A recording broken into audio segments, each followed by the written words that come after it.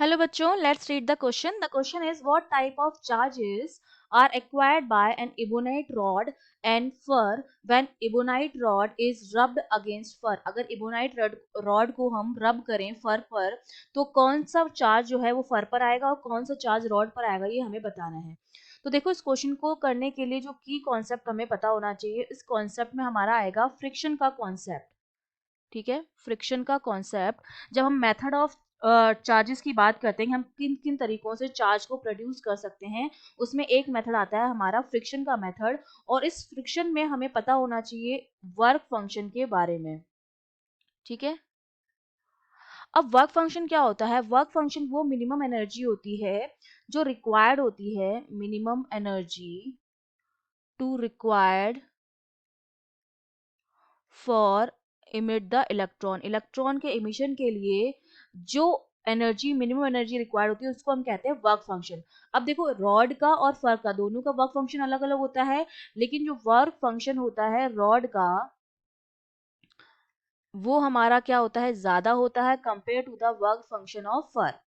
ठीक है, तो जब हम दोनों को क्या करते हैं, रब करते हैं, फ्रिक्शन होता है, तो फ्रिक्शन की वजह से एनर्जी जो फर को, एनर्जी फर का वर्क फंक्शन कम है, मतलब इसमें जो इलेक्ट्रॉन है वो लूजली अटैच्ड है, और इसमें जो इलेक्ट्रॉन है वो टाइटली हेल्ड है। इसमें लूजली हेल्ड है और इसमें टाइटली हेल्ड है। तो फर से इलेक्ट्रॉन को इमिट करने के लिए हमें कम एनर्जी की रिक्वायरमेंट है, जबकि रॉड से हमें ज्यादा एनर्जी की रिक्वायरमेंट है।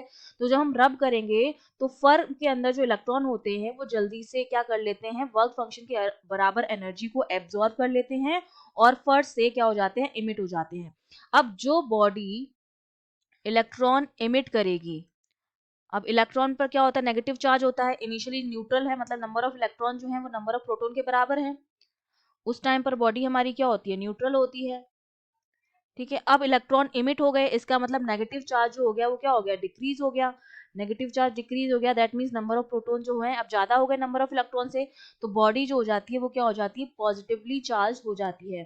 तो जो मेरा फर है जिसने बॉडी इमिट इलेक्ट्रॉन इमिट किए, वो तो पॉजिटिव चार्ज हो जाएगी। और जो बॉडी इलेक्ट्रॉन को गेन करती है, ठीक है, एक बॉडी इलेक्ट्रॉन इमिट करेगी तो दूसरी बॉडी उनको गेन करेगी।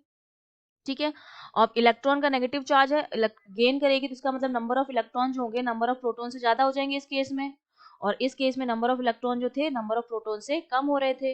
तो ये जो बॉडी हो जाएगी वो नेगेटिवली चार्ज हो जाएगी, मतलब रॉड जो हो जाएगी वो हमारी नेगेटिवली चार्ज हो जाएगी क्योंकि वो इलेक्ट्रॉन को गेन करेगी। और फर मेरा पॉजिटिवली चार्ज हो जाएगा क्योंकि वो इलेक्ट्रॉन इमिट करेगा, क्योंकि उसका वर्क फंक्शन रॉड के वर्क फंक्शन से कम है।